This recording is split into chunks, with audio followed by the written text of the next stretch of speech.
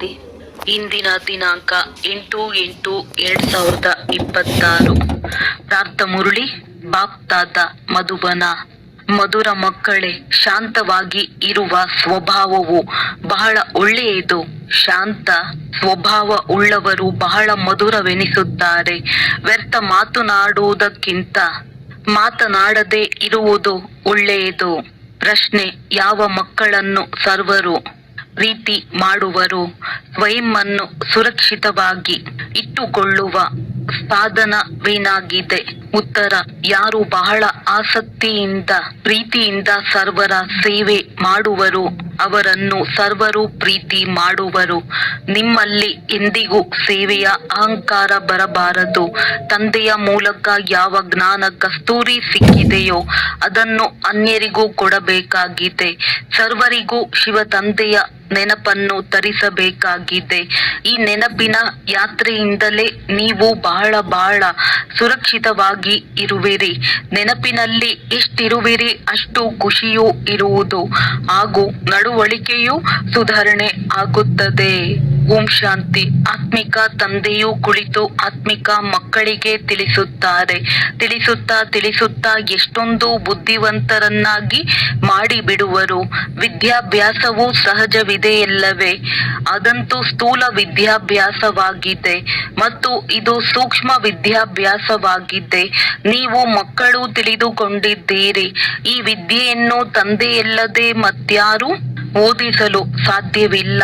ತಂದೆಯು ಬಂದಿರುವುದೇ ಪವಿತ್ರರನ್ನಾಗಿ ಮಾಡಲು ಹಾಗೂ ಓದಿಸುವುದಕ್ಕಾಗಿಯೇ ಬಂದಿದ್ದಾರೆ. ಗುರಿ ಉದ್ದೇಶವು ತನ್ಮುಖದಲ್ಲಿದೆ. ಅಂದ ಮೇಲೆ ಇಂತಹ ತಂದೆಯನ್ನು ನೆನಪು ಮಾಡುತ್ತಾ ಖುಷಿಯಲ್ಲಿ ರೋಮಾಂಚನದಿಂದ ನಿಂತು ಬಿಡಬೇಕಾಗಿದೆ. ಇದು ಸಹ ನೀವು ಮಕ್ಕಳಿಗೆ ಗೊತ್ತಿದೆ. ದಿನ ಕಳೆದಂತೆ ನಾವು ಶಾಂತಿಯಲ್ಲಿಯೇ ಹೋಗಬೇಕಾಗಿದೆ. ಶಾಂತಿಯಂತೂ ಎಲ್ಲರಿಗೂ ಸಹ ಬಹಳ ಪ್ರಿಯವಾಗುವುದು. ಗಣ್ಯ ವ್ಯಕ್ತಿಗಳು ಹೆಚ್ಚು ಮಾತನಾಡುವುದಿಲ್ಲ ಮತ್ತು ಗಡುಸಾಗಿ ಮಾತನಾಡುವುದಿಲ್ಲ. ನೀವು ಬಹಳ ಬಹಳ ದೊಡ್ಡ ಗಣ್ಯ ವ್ಯಕ್ತಿಯಾಗುವಿರಿ. ವಾಸ್ತವದಲ್ಲಿ ವ್ಯಕ್ತಿ ಎಂದು ಹೇಳುವುದಿಲ್ಲ. ನೀವಂತೂ ದೇವತೆಯಾಗುವಿರಿ. ದೇವತೆಗಳು ಬಹಳ ಸ್ವಲ್ಪವೇ ಮಾತನಾಡುತ್ತಾರೆ. ನೀವು ಸಹ ಈಗ ದೇವತೆಗಳಾಗಬೇಕು. ಅಂದ ಮೇಲೆ ಶಬ್ದಕ್ಕೆ ಬದಲಾಗಿ ಶಾಂತಿಯಲ್ಲಿರುವ ಅಭ್ಯಾಸ ಮಾಡಿರಿ. ಶಾಂತಿಯಲ್ಲಿ ಇರುವವರಿಗಾಗಿ ತಿಳಿಯುವರು. ಇವರಿಗೆ ಸ್ವಯಂನ ಪ್ರತಿ ಗಮನವಿದೆ. ಯಾವಾಗ ನೀವು ಶಾಂತಿಧಾಮಕ್ಕೆ ಹೋಗಬೇಕೆಂದಾಗ ಮಾತನಾಡುವುದನ್ನು ಸಹ ಬಹಳ ನಿಧಾನವಾಗಿಯೇ ಮಾತನಾಡಬೇಕು. ನಿಧಾನವಾಗಿ ಮಾತನಾಡುತ್ತಾ ಶಾಂತಿಧಾಮಕ್ಕೆ ಹೋಗಿ ಬಿಡಬೇಕು. ನೀವೆಷ್ಟು ಶಾಂತಿಯಲ್ಲಿ ಇರುತ್ತೀರಿ ಅಷ್ಟು ಶಾಂತಿಯನ್ನು ಹರಡುತ್ತೀರಿ. ನೀವು ಬಹಳಷ್ಟು ಶಾಂತಿಯಲ್ಲಿಯೇ ಇರಬೇಕು. ಹೆಚ್ಚು ಶಬ್ದದಿಂದ ಮಾತನಾಡುವುದು ಇಷ್ಟವಾಗುವುದಿಲ್ಲ. ಕ್ರೋಧವು ಒಳ್ಳೆಯದಲ್ಲ. ಮಕ್ಕಳಲ್ಲಿ ಇದ್ಯಾವುದೇ ವಿಕಾರಗಳು ಇರಬಾರದು. ನೋಡಿಕೊಳ್ಳಬೇಕು. ನಾವು ಯಾರೊಂದಿಗೂ ಹೊಡೆದಾಟ ಜಗಳವನ್ನಂತೂ ಮಾಡುವುದಿಲ್ಲವೇ? ತಂದೆಯು ತಿಳಿಸಿದ್ದಾರೆ, ಕೆಟ್ಟದನ್ನು ನೋಡಬಾರದು, ಕೆಟ್ಟದನ್ನು ಕೇಳಬಾರದು. ಯಾವ ಮಾತು ನಿಮಗೆ ಇಷ್ಟವಿಲ್ಲವೋ ಆ ಕೆಟ್ಟ ಮಾತುಗಳಿಂದ ನೀವು ದೂರವಾಗಿ ಬಿಡಬೇಕು. ಇದರಿಂದ ಎರಡು ಮುಖಗಳು ಬಂದ್ ಆಗಿರುತ್ತದೆ. ಪ್ರತಿಯೊಂದು ಮಾತಿನಲ್ಲಿಯೂ ದೈವಿ ಗುಣಗಳನ್ನು ಧಾರಣೆ ಮಾಡಿಕೊಳ್ಳಬೇಕು. ಯಾರಾದರೂ ಜೋರಾಗಿ ಮಾತನಾಡಿದರೂ ಹೇಳಿರಿ, ಶಾಂತವಾಗಿರಿ, ಶಬ್ದವನ್ನುಂಟು ಮಾಡದಿರಿ. ನೀವು ತಿಳಿದಿದ್ದೀರಿ, ನಾವು ಶಾಂತಿ ಸ್ಥಾಪನೆ ಮಾಡುತ್ತೇವೆ. ಸತ್ಯಯುಗದಲ್ಲಿ ಶಾಂತಿಯಲ್ಲಿ ಇರುತ್ತೇವಲ್ಲವೇ? ಮೂಲ ವತನದಲ್ಲಂತೂ ಶಾಂತಿಯೇ ಇರುತ್ತದೆ. ಶರೀರವೇ ಇಲ್ಲದಿದ್ದರೆ ಮಾತನಾಡುವುದಾದರೂ ಹೇಗೆ? ತಂದೆಯು ಮಕ್ಕಳಿಗೆ ಬಹಳ ಒಳ್ಳೆಯ ಶ್ರೀಮತವನ್ನಂತೂ ಕೊಡುತ್ತಾರೆ. ತಿಳಿಸುತ್ತಾರೆ, ಮಧುರ ಮಕ್ಕಳೇ, ಈಗ ನೀವು ತಮ್ಮ ಮನೆಗೆ ನಡೆಯಬೇಕಾಗಿದೆ. ಶಬ್ದದಿಂದ ಮೂವಿಯಲ್ಲಿ ಬರಬೇಕು. ನಂತರ ಶಾಂತಿಯಲ್ಲಿ ಹೊರಟು ಹೋಗುವಿರಿ. ಯಾರೇ ಭೇಟಿಯಾಗುವರು ಅವರಿಗೆ ಇದೇ ಸಂದೇಶವನ್ನು ಕೊಡಬೇಕಾಗಿದೆ. ನೀವೆಷ್ಟು ಶಾಂತಿಯಲ್ಲಿ ಇರುತ್ತೀರಿ ಅಷ್ಟು ತಿಳಿದುಕೊಳ್ಳುವರು. ಈ ಜನರು ಯಾವುದೋ ಗುಂಗಿನಲ್ಲಿದ್ದಾರೆ. ಶಾಂತಿಯಲ್ಲಿರುವ ಸ್ವಭಾವವು ಬಹಳ ಒಳ್ಳೆಯದು. ಅಂತವರು ಬಹಳ ಮಧುರವೆನಿಸುತ್ತಾರೆ. ವ್ಯರ್ಥ ಮಾತುಗಳನ್ನು ಮಾತನಾಡುವುದಕ್ಕಿಂತ ಮಾತನಾಡದೇ ಇರುವುದು ಒಳ್ಳೆಯದು. ನೀವು ಸತ್ಯ ಸಂದೇಶವಾಹಕರು ಆಗಿದ್ದೀರಿ. ನಿಮ್ಮೆಲ್ಲರ ಮೇಲೆ ಕೃಪೆ ಇರಬೇಕು. ಕೃಪೆ ತೋರಿಸುವ ಮಕ್ಕಳು ಬಹಳ ಶಾಂತಿಯಲ್ಲಿದ್ದು ತಂದೆಯ ನೆನಪಿನಲ್ಲಿ ಇರುವರು. ಕೇವಲ ಇಷ್ಟೇ ಸಂದೇಶವನ್ನು ಕೊಡಬೇಕಾಗಿದೆ. ಬೇಅದ್ದಿನ ತಂದೆಯನ್ನು ನೆನಪು ಮಾಡುತ್ತೀರೆಂದರೆ ಬೇಅದ್ದಿನ ಸುಖ ಶಾಂತಿ ಸಿಗುವುದು. ಲೌಕಿಕ ತಂದೆಯ ಬಹಳ ಹಣವಿದೆ ಎಂದರೆ ಬಹಳ ಆಸ್ತಿಯೂ ಸಿಗುತ್ತದೆ ಎಲ್ಲವೇ. ಬೇಅದ್ದಿನ ತಂದೆಯ ಬಳಿಯಂತೂ ವಿಶ್ವದ ರಾಜ್ಯ ಭಾಗ್ಯವೇ ಇದೆ. ಅವರಿಂದ ಪ್ರತಿ 5,000 ವರ್ಷಗಳ ನಂತರ ನಿಮಗೆ ವಿಶ್ವದ ರಾಜ್ಯ ಭಾಗ್ಯವೂ ಸಿಗುವುದು. ನೀವು ಮಕ್ಕಳಿಗೆ ಬಹಳ ಆಸಕ್ತಿಯಿಂದ ಸರ್ವರ ಸೇವೆಯನ್ನು ಮಾಡಬೇಕಾಗಿದೆ. ಪ್ರತಿಯೊಬ್ಬರೂ ಸೇವೆಗೆ ಯೋಗ್ಯರಾಗಬೇಕು. ಯಾರು ಅನ್ಯರ ಸೇವೆಯನ್ನು ಪ್ರೀತಿಯಿಂದ ಮಾಡುವರು ಅವರನ್ನು ಸರ್ವರು ಪ್ರೀತಿಸುವರು. ಎಂದಿಗೂ ಸಹ ಸೇವೆಯ ಅಹಂಕಾರದಲ್ಲಿ ಬರಬಾರದು. ನಿಮಗೆ ತಂದೆಯ ಮೂಲಕ ಜ್ಞಾನದ ಕಸ್ತೂರಿ ಸಿಕ್ಕಿದೆ. ಅದನ್ನು ಅನ್ಯರಿಗೂ ಕೊಡಬೇಕಾಗಿದೆ. ಒಬ್ಬರಿನ್ನೊಬ್ಬರಿಗೆ ಶಿವ ತಂದೆಯ ನೆನಪಿದೆಯೇ ಎಂದು ನೆನಪು ತರಿಸುತ್ತೀರಿ. ಇದರಲ್ಲಿ ಖುಷಿಯೂ ಆಗುವುದು. ನೆನಪು ತರಿಸುವವರಿಗೆ ಧನ್ಯವಾದಗಳನ್ನು ಕೊಡಬೇಕು. ನೆನಪಿನ ಯಾತ್ರೆಯಿಂದ ನೀವು ಮಕ್ಕಳು ಬಹಳಷ್ಟು ಸುರಕ್ಷಿತವಾಗಿ ಇರುತ್ತೀರಿ. ಯಾರೆಷ್ಟು ನೆನಪಿನಲ್ಲಿ ಇರುತ್ತಾರೆಯೋ ಅವರಷ್ಟು ಖುಷಿಯಾಗಿಯೂ ಇರುವರು ಮತ್ತು ನಡವಳಿಕೆಯು ಸುಧಾರಣೆ ಆಗುತ್ತಿರುತ್ತದೆ. ನೀವು ತಮ್ಮ ನಡವಳಿಕೆಯನ್ನು ಅವಶ್ಯವಾಗಿ ಸುಧಾರಣೆ ಮಾಡಿಕೊಳ್ಳಬೇಕಾಗಿದೆ.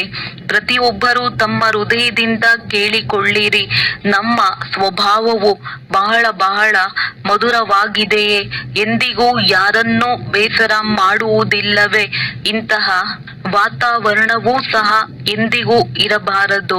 ಅದರಿಂದ ಯಾರಾದರೂ ಬೇಸರವಾಗಿ ಬಿಡುವರು. ಇಂತಹ ಪ್ರಯತ್ನ ಪಡುತ್ತಿರಬೇಕು. ಏಕೆಂದರೆ ನೀವು ಮಕ್ಕಳು ಬಹಳ ಶ್ರೇಷ್ಠವಾದ ಸೇವೆಯಲ್ಲಿದ್ದೀರಿ. ನೀವು ಇಡೀ ಸೃಷ್ಟಿಯ ರಂಗಮಂಚಕ್ಕೆ ಬೆಳಕನ್ನು ಕೊಡಬೇಕಾಗಿದೆ. ನೀವು ಧರಣಿಯ ಚೈತನ್ಯ ನಕ್ಷತ್ರಗಳಾಗಿದ್ದೀರಿ. ಇದನ್ನು ಹೇಳಲಾಗುತ್ತದೆ. ನಕ್ಷತ್ರ ದೇವತಾ. ಈಗ ಆ ನಕ್ಷತ್ರಗಳೇನು ದೇವತೆಯಲ್ಲ. ನೀವಂತೂ ಅದಕ್ಕಿಂತಲೂ ಮಹಾನ್ ಬಲಶಾಲಿ ಆಗಿದ್ದೀರಿ. ಏಕೆಂದರೆ ನೀವು ಇಡೀ ವಿಶ್ವವನ್ನೇ ಪ್ರಕಾಶತೆಗೊಳಿಸುತ್ತೀರಿ. ನೀವೇ ದೇವತೆಯಾಗುವವರೂ ಆಗಿದ್ದೀರಿ. ಹೇಗೆ ಮೇಲೆ ನಕ್ಷತ್ರಗಳ ಶೋಭೆ ಇದೆ. ಕೆಲವು ನಕ್ಷತ್ರಗಳು ಬಹಳ ಹೊಳೆಯುತ್ತಿರುತ್ತವೆ ಮತ್ತು ಕೆಲವು ಸ್ವಲ್ಪ ಕಡಿಮೆ. ಕೆಲವು ಚಂದ್ರಮನ ಸಮೀಪವಿರುತ್ತದೆ. ನೀವು ಮಕ್ಕಳು ಸಹ ಯೋಗ ಬಲದಿಂದ ಪವಿತ್ರರಾಗುತ್ತೀರೆಂದರೆ ಹೊಳೆಯುತ್ತೀರಿ. ಈಗ ನೀವು ಮಕ್ಕಳಿಗೆ ಅವಿನಾಶಿ ಜ್ಞಾನ ರತ್ನಗಳ ಲಾಟರಿ ಸಿಗುತ್ತಿದೆ ಅಂದಾಗ ಎಷ್ಟೊಂದು ಖುಷಿ ಇರಬೇಕು. ಒಳಗೆ ಖುಷಿಯಲ್ಲಿ ನರ್ತಿಸುತ್ತೀರಿ. ಈ ನಿಮ್ಮ ಜನ್ಮವು ವಜ್ರ ಸಮಾನ ಎಂದು ಮಹಿಮೆ ಮಾಡಲಾಗುತ್ತದೆ. ನೀವು ಬ್ರಾಹ್ಮಣರೇ ಜ್ಞಾನಪೂರ್ಣರು ಆಗುತ್ತೀರಿ ಅಂದಾಗ ನಿಮಗೆ ಜ್ಞಾನದಲ್ಲಿಯೇ ಖುಷಿ ಇರುತ್ತದೆ. ಈ ದೇವತೆಗಳಿಗಿಂತಲೂ ನೀವು ಶ್ರೇಷ್ಠರಾಗಿದ್ದೀರಿ ಅಂದಾಗ ನಿಮ್ಮ ಚೆಹರೆಯು ಸದಾ ಖುಷಿಯಿಂದ ಅರಳಿರಲಿ. ತಂದೆಯು ಮಕ್ಕಳಿಗೆ ಆಶೀರ್ವಾದ ಮಾಡುತ್ತಾರೆ. ಮಧುರ ಮಕ್ಕಳೇ, ಸದಾ ಶಾಂತ ಚಿತ್ತರಾಗಿರಿ. ಚಿರಂಜೀವಿ ಆಗಿರಿ. ಅರ್ಥಾತ್ ಬಹಳ ಜನ್ಮಗಳವರೆಗೆ ಅಮರರಾಗಿರಿ. ತಂದೆಯಿಂದ ಆಶೀರ್ವಾದವಂತೂ ಸಿಗುವುದು. ಆದರೂ ಸಹ ಚಿರಂಜೀವಿ ಆಗಿರುವುದು ಹೇಗೆ ಎಂದು ಪ್ರತಿಯೊಬ್ಬರು ತಮ್ಮ ತಮ್ಮ ಪುರುಷಾರ್ಥವನ್ನು ಮಾಡಬೇಕು. ತಂದೆಯನ್ನು ನೆನಪು ಮಾಡುವುದರಿಂದ ನೀವು ಚಿರಂಜೀವಿ ಆಗುತ್ತಿದ್ದೀರಿ, ಅಮರರಾಗುತ್ತಿದ್ದೀರಿ. ಈ ಆಶೀರ್ವಾದವನ್ನು ತಂದೆಯೂ ಕೊಡುವರು. ಬ್ರಾಹ್ಮಣರು ಸಹ ಹೇಳುತ್ತಾರೆ.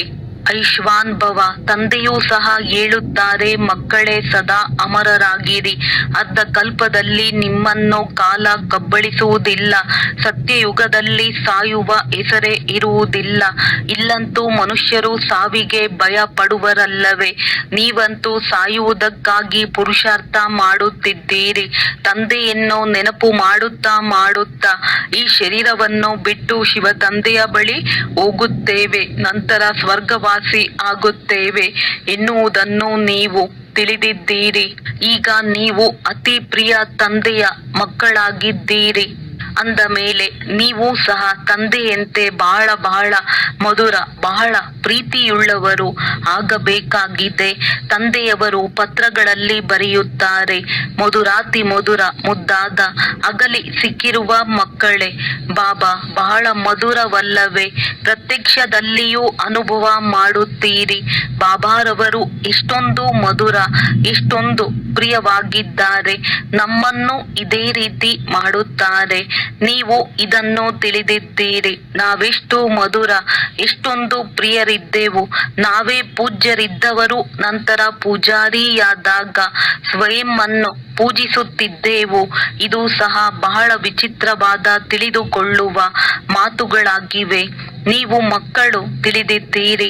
ನಮ್ಮೆಲ್ಲರ ಅರ್ಧಕಲ್ಪದ ದುಃಖವನ್ನು ದೂರಗೊಳಿಸುವಂತಹ ತಂದೆ ಈಗ ಬಂದಿದ್ದಾರೆ. ಹರ ಹರ ಮಹಾದೇವ ಎಂದು ಹೇಳುತ್ತಾರೆ. ಈಗ ಮಹಾದೇವನಂತೂ ಅವರಲ್ಲ, ದುಃಖವನ್ನಂತೂ ತಂದೆಯೇ ಹರಣ ಮಾಡುವರು. ದುಃಖವನ್ನು ಹರಣ ಮಾಡಿ ಸುಖ ಕೊಡುವವರು ತಂದೆಯಾಗಿದ್ದಾರೆ. ಅರ್ಧ ಕಲ್ಪದಲ್ಲಿ ನೀವು ಬಹಳ ದುಃಖವನ್ನು ನೋಡಿದ್ದೀರಿ. 5 ವಿಕಾರಗಳ ರೋಗವಂತೂ ಬಹಳಷ್ಟು ಹೆಚ್ಚಾಗಿ ಬಿಟ್ಟಿದೆ. ಈ ರೋಗವು ಬಹಳ ದುಃಖಿಯನ್ನಾಗಿಯೂ ಮಾಡಿದೆ. ಆದ್ದರಿಂದ ತಂದೆಯು ಹೇಳುವರು, ಮಧುರ ಮಕ್ಕಳೇ, ಕರ್ಮಗಳ ಖಾತೆ ಏನಿದೆಯೋ ಅದನ್ನೀಗ ಸರಿಪಡಿಸಿಕೊಳ್ಳಿರಿ. ವ್ಯಾಪಾರಿಗಳು ಸಹ 12 ತಿಂಗಳ ಖಾತೆಯನ್ನು ಇಡುತ್ತಾರಲ್ಲವೇ? ತಂದೆಯು ತಿಳಿಸುತ್ತಾರೆ, ಮಕ್ಕಳೇ, ಈಗ ಇಡೀ ಸೃಷ್ಟಿಯಲ್ಲಿ ಎಷ್ಟೊಂದು ಕೊಳಕಿದೆ, ಅಶುದ್ಧತೆ ನೋಡಿ. ಇದಂತೂ ಇರುವುದೇ ನರಕ. ಅದಕ್ಕಾಗಿಯೇ ತಂದೆಯು ನರಕವನ್ನು ಸ್ವರ್ಗವನ್ನಾಗಿ ಮಾಡಲು ಬರಬೇಕಾಗುವುದು. ತಂದೆಯು ಬಹಳ ಪ್ರೀತಿಯಿಂದ ಬರುತ್ತಾರೆ. ನಾನು ನನ್ನ ಮಕ್ಕಳ ಸೇವೆಯಲ್ಲಿ ಬರಬೇಕಾಗಿದೆ ಎನ್ನುವುದು ಗೊತ್ತಿದೆ. ನಾನು ಕಲ್ಪ ಕಲ್ಪವೂ ನೀವು ಮಕ್ಕಳ ಸೇವೆಯಲ್ಲಿ ಹಾಜರಾಗುವೆನು. ಯಾವಾಗ ನಾನೇ ಬರುವೆನೋ ಆಗ ಮಕ್ಕಳು ತಿಳಿದುಕೊಳ್ಳುವರು, ತಂದೆಯು ನಮ್ಮ ಸೇವೆಯಲ್ಲಿ ಹಾಜರಾಗಿದ್ದಾರೆ. ಇಲ್ಲಿ ಕುಳಿತುಕೊಂಡೇ ಎಲ್ಲರ ಸೇವೆಯಾಗಿ ಬಿಡುತ್ತದೆ. ಇಡೀ ಸೃಷ್ಟಿಯ ಕಲ್ಯಾಣಕಾರಿ ದಾತ ಒಬ್ಬ ತಂದೆಯ ಆಗಿರುವರಲ್ಲವೇ? ತಂದೆಗೆ ಗೊತ್ತಿದೆ ಇಡೀ ಪ್ರಪಂಚದಲ್ಲಿ ಎಷ್ಟೆಲ್ಲ ಆತ್ಮರಿದ್ದಾರೆ. ಸರ್ವರಿಗೂ ನಾನೇ ಆಸ್ತಿಯನ್ನು ಕೊಡುವುದಕ್ಕಾಗಿ ಬಂದಿದ್ದೇನೆ.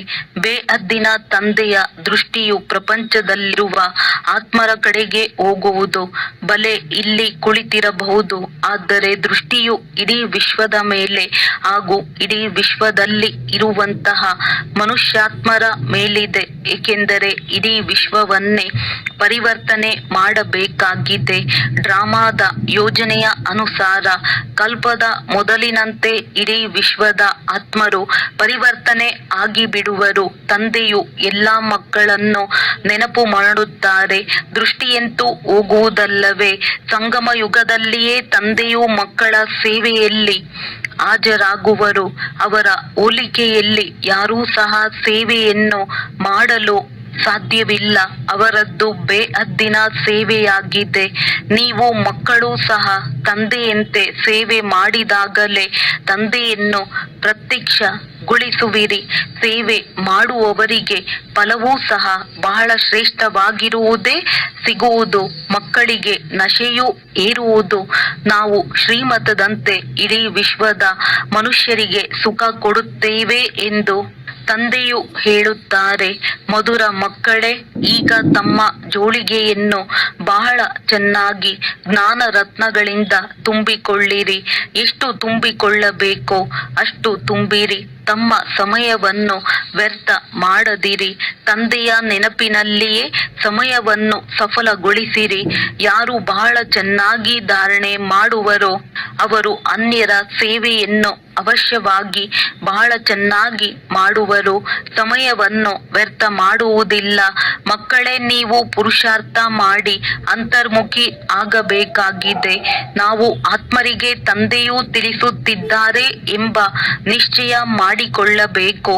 ಆತ್ಮ ಅಭಿಮಾನಿ ಆಗಿರುವುದೇ ಸತ್ಯವಾದ ಅಂತರ್ಮುಖಿ ಆಗುವುದಾಗಿದೆ. ಅಂತರ್ಮುಖಿ ಎಂದರೆ ಒಳಗೆ ಆತ್ಮವೇನಿದೆ ಅದು ಎಲ್ಲದರ ಬಗ್ಗೆಯೂ ತಂದೆಯಿಂದಲೇ ಕೇಳಬೇಕಾಗಿದೆ.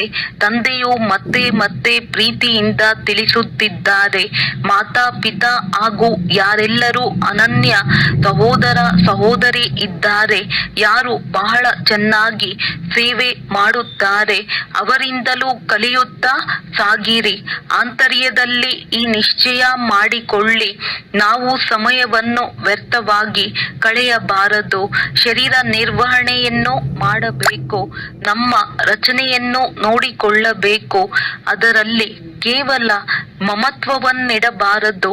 ಮಮತ್ವವಿಡುವುದರಿಂದ ಹಾನಿಯಾಗುವುದು. ಒಬ್ಬ ತಂದೆಯಲ್ಲಿ ಮಾತ್ರವೇ ಮಮತ್ವವನ್ನಿಡಿ. ಇಲ್ಲಿ ನೀವು ತಂದೆಯ ಸನ್ಮುಖದಲ್ಲಿ ಇದ್ದೀರಿ. ಆತ್ಮರು ಮತ್ತು ಪರಮಾತ್ಮ ಸನ್ಮುಖದಲ್ಲಿದ್ದಾರೆ, ಏಕೆಂದರೆ ಇಲ್ಲಿ ಸ್ವಯಂ ತಂದೆಯೇ ಆತ್ಮರಿಗೆ ವಿದ್ಯಾಭ್ಯಾಸ ಮಾಡಿಸುತ್ತಾರೆ. ಅಲ್ಲಿ ಆತ್ಮರು ಆತ್ಮರಿಗೆ ವಿದ್ಯಾಭ್ಯಾಸ ಮಾಡಿಸುತ್ತಾರೆ. ಇವೆಲ್ಲ ಮಾತುಗಳ ಬಗ್ಗೆ ನೀವು ಮಕ್ಕಳ ಆಂತರ್ಯದಲ್ಲಿ ಮಂಥನವಾಗಬೇಕು. ವಿದ್ಯಾರ್ಥಿಯ ಬುದ್ಧಿಯಲ್ಲಿ ಇಡೀ ದಿನ ವಿದ್ಯಾಭ್ಯಾಸವೇ ಇರುತ್ತದೆ ಎಲ್ಲವೇ? ನಿಮ್ಮ ಬುದ್ಧಿಯಲ್ಲಿಯೂ ಸಂಪೂರ್ಣ ಜ್ಞಾನವಿದೆ. ಇದು ಆತ್ಮಿಕ ವಿದ್ಯೆಯಾಗಿದೆ. ಯಾರು ಒಳ್ಳೆಯ ವಿದ್ಯಾರ್ಥಿ ಆಗಿರುತ್ತಾರೆಯೋ ಅವರು ಸದಾ ಏಕಾಂತದಲ್ಲಿ ಹೋಗಿ ಓದಿಕೊಳ್ಳುವರು. ವಿದ್ಯಾರ್ಥಿಯು ಪರಸ್ಪರದಲ್ಲಿ ಹೊಂದಾಣಿಕೆ ಇರುತ್ತದೆ ಎಂದರೆ ವಿದ್ಯಾಭ್ಯಾಸದ ಬಗ್ಗೆಯೇ ವಾರ್ತಾಲಾಪ ಮಾಡುತ್ತಾರೆ. ಈ ಬೇಹದ್ದಿನ ವಿದ್ಯೆಯಲ್ಲಂತೂ ಇನ್ನು ಖುಷಿಯಿಂದ ತೊಡಗಿಬಿಡಬೇಕು. ನೀವು ಮಕ್ಕಳೀಗ ತಂದೆಯ ಸಹಯೋಗಿ ಆಗುವಿರಿ. ನೆನಪಿನಲ್ಲಿರುವುದೇ ಸಹಯೋಗ ಕೊಡುವುದಾಗಿದೆ, ಏಕೆಂದರೆ ನೆನಪಿನ ಯಾತ್ರೆ ಅಂದರೆ ಶಾಂತಿಯ ಯಾತ್ರೆಯಲ್ಲಿರುವುದು. ಆದ್ದರಿಂದ ಹೇಳಲಾಗುತ್ತದೆ, ಪ್ರತಿಯೊಬ್ಬರೂ ತಮ್ಮ ಮನೆಯನ್ನು ಸ್ವರ್ಗವನ್ನಾಗಿ ಮಾಡಿರಿ. ಪ್ರತಿಯೊಬ್ಬರ ಬುದ್ಧಿಯಲ್ಲಿ ತಂದೆ ಮತ್ತು ಆಸ್ತಿ ಇದೆ. ತಂದೆಯನ್ನು ನೆನಪು ಮಾಡುತ್ತೀರೆಂದರೆ ರಾಜ್ಯ ಭಾಗ್ಯವು ಸಿಗುವುದು. ಮತ್ತೇನು ಮಾಡಬೇಕಾಗಿಲ್ಲ. ಕೇವಲ ತಮ್ಮನ್ನು ಆತ್ಮನೆಂದು ತಿಳಿದು ತಂದೆಯನ್ನು ನೆನಪು ಮಾಡುತ್ತೀರೆಂದರೆ ರಾಜ್ಯ ಭಾಗ್ಯ ನಿಮ್ಮದ್ದು. ನೀವು ಮಕ್ಕಳು ಎಲ್ಲರಿಗೂ ಇದೇ ಸಂದೇಶವನ್ನು ಕೊಡುತ್ತೀರಿ. ತಂದೆಯನ್ನು ನೆನಪು ಮಾಡುತ್ತೀರೆಂದರೆ ಸ್ವರ್ಗದ ರಾಜ್ಯ ಭಾಗ್ಯವು ಸಿಗುವುದು. ಒಳ್ಳೆಯದು. ಮಧುರಾತಿ ಮಧುರ ಅಗಲಿ ಮರಳಿ ಸಿಕ್ಕಿರುವ ಮಕ್ಕಳ ಪ್ರತಿ ಮಾತ್ಪಿತಾ ಬಾಪ್ ದಾದಾರವರ ಹೃದಯಪೂರ್ವಕವಾಗಿ ಬಹಳ ಪ್ರೀತಿಯಿಂದ ನೆನಪು, ಪ್ರೀತಿ ಹಾಗೂ ಸುಪ್ರಭಾತ. ಆತ್ಮಿಕ ತಂದೆಯ ಆತ್ಮಿಕ ಮಕ್ಕಳಿಗೆ ನಮಸ್ತೆ. ಧಾರಣೆಗಾಗಿ ಮುಖ್ಯ ಸಾರ: ತಂದೆಯ ನೆನಪಿನಲ್ಲಿ ತಮ್ಮ ಸಮಯವನ್ನು ಸಫಲಗೊಳಿಸಬೇಕು. ಅಮೂಲ್ಯವಾದ ಈ ಸಮಯವನ್ನು ಎಲ್ಲಿಯೂ ವ್ಯರ್ಥಗೊಳಿಸಬಾರದು. ಪುರುಷಾರ್ಥ ಮಾಡಿ ಅಂತರ್ಮುಖಿ ಅರ್ಥಾತ್ ಆತ್ಮ ಅಭಿಮಾನಿ ಆಗಿರಬೇಕು. ಈಗ ನಾವು ದೇವತೆಗಳಿಗಿಂತಲೂ ಶ್ರೇಷ್ಠವಾದ ಬ್ರಾಹ್ಮಣರಾಗಿದ್ದೇವೆ. ಈಗ ತಂದೆಯ ಮೂಲಕ ಅವಿನಾಶಿ ಜ್ಞಾನ ರತ್ನಗಳ ಲಾಟರಿ ಸಿಕ್ಕಿದೆ. ಜ್ಞಾನಪೂರ್ಣರೂ ಆಗಿದ್ದೀರಿ ಅಂದ ಮೇಲೆ ಚೆಹರೆಯು ಸದಾ ಖುಷಿಯಿಂದ ಅರಳಿರಲಿ. ಆಂತರ್ಯದಲ್ಲಿ ಖುಷಿಯಿಂದ ನರ್ತನ ಮಾಡುತ್ತೀರಿ. ವರದಾನ: ಮನ್ಸ ಮಹಾದಾನದ ಮೂಲಕ ಪ್ರತಿ ಸಂಕಲ್ಪದ ಸಿದ್ಧಿಯನ್ನು ಪ್ರಾಪ್ತಿ ಮಾಡಿಕೊಳ್ಳುವಂತಹ ಮಾಸ್ಟರ್ ಸರ್ವಶಕ್ತಿವಂತ ಭವ. ಯಾವ ಮಕ್ಕಳು ಮನ್ಸ ಮೂಲಕ ಶಕ್ತಿಗಳ ದಾನ ಮಾಡುತ್ತಾರೆಯೋ ಅವರಿಗೆ ಮಾಸ್ಟರ್ ಸರ್ವಶಕ್ತಿಗಳ ವರದಾನವು ಪ್ರಾಪ್ತಿಯಾಗಿ ಬಿಡುತ್ತದೆ. ಏಕೆಂದರೆ ಮನಸ್ಸಿನಿಂದ ಶಕ್ತಿಗಳ ದಾನ ಮಾಡುವುದರಿಂದ ಸಂಕಲ್ಪದಲ್ಲಿಯೂ ಅಷ್ಟು ಶಕ್ತಿಗಳು ಜಮಾ ಆಗಿಬಿಡುತ್ತವೆ. ಅದರಿಂದ ಪ್ರತಿ ಸಂಕಲ್ಪದ ಸಿದ್ಧಿಯ ಪ್ರಾಪ್ತಿಯಾಗುತ್ತದೆ. ಅವರು ತನ್ನ ಸಂಕಲ್ಪವನ್ನು ಎಲ್ಲಿ ಬೇಕು ಅಲ್ಲಿ 1 ಸೆಕೆಂಡಿನಲ್ಲಿ ಸ್ಥಿತರಾಗಲು ಸಾಧ್ಯವಾಗುವುದು. ಸಂಕಲ್ಪವು ಅವರ ವಶವಾಗುತ್ತದೆ. ಅವರು ತನ್ನ ಸಂಕಲ್ಪಗಳ ಮೇಲೆ ವಿಜಯಿಯಾಗಿರುವ ಕಾರಣದಿಂದ ಚಂಚಲ ಸಂಕಲ್ಪ ಉಳ್ಳವರನ್ನು ಸ್ವಲ್ಪ ಸಮಯಕ್ಕಾಗಿ ಅಚಲ ಅಥವಾ ಶಾಂತರನ್ನಾಗಿ ಮಾಡಿಬಿಡಬಹುದು. ಸ್ಲೋಗನ್: ನಿರಂತರ ಒಬ್ಬ ತಂದೆಯ ಸಂಘದಲ್ಲಿ ಇರುತ್ತೀರೆಂದರೆ ಸಂಘ ದೋಷದಿಂದ ಪಾರಾಗಿ ಬಿಡುತ್ತೀರಿ. ಅವ್ಯಕ್ತ ಸೂಚನೆಗಳು: ಅಪವಿತ್ರತೆಯ ಬೀಜವನ್ನು ಸಮಾಪ್ತಿ ಮಾಡಿ ಸಂಪೂರ್ಣ ಸ್ವಚ್ಛ ಆಗಿರಿ. ಯಾವುದೇ ವಿಕರ್ಮ ಅಥವಾ ವ್ಯರ್ಥ ಕರ್ಮ ಒಂದು ವೇಳೆ ಮತ್ತೆ ಮತ್ತೆ ಆಗುತ್ತಿದೆ ಎಂದರೆ ಇದರ ಕಾರಣವಾಗಿದೆ ಸದಾ ಜೊತೆಗಾರನನ್ನು ಜೊತೆಯಲ್ಲಿ ಇಟ್ಟುಕೊಂಡಿಲ್ಲ ಅಥವಾ ಅವರ ಜೊತೆಯನ್ನು ಅನುಭವ ಮಾಡುತ್ತಿಲ್ಲ. ಹೇಗೆ ಶಕ್ತಿಯರು ಒಂದು ಸೆಕೆಂಡಿನ ದೃಷ್ಟಿಯಿಂದ ಅಸುರರ ಸಂಹಾರ ಮಾಡುತ್ತಾರೆ, ಇದೇ ರೀತಿ ಕಂಬೈನ್ ರೂಪದ ಸ್ಮೃತಿಯಿಂದ ತಮ್ಮ ಆಸುರಿ ಸಂಸ್ಕಾರ ಅಥವಾ ಅಪವಿತ್ರತೆಯ ಸಂಕಲ್ಪವನ್ನು ಸೆಕೆಂಡಿನಲ್ಲಿ ಸಂಹಾರ ಮಾಡಿ. ಒಳ್ಳೆಯದು. ಓಂ ಶಾಂತಿ.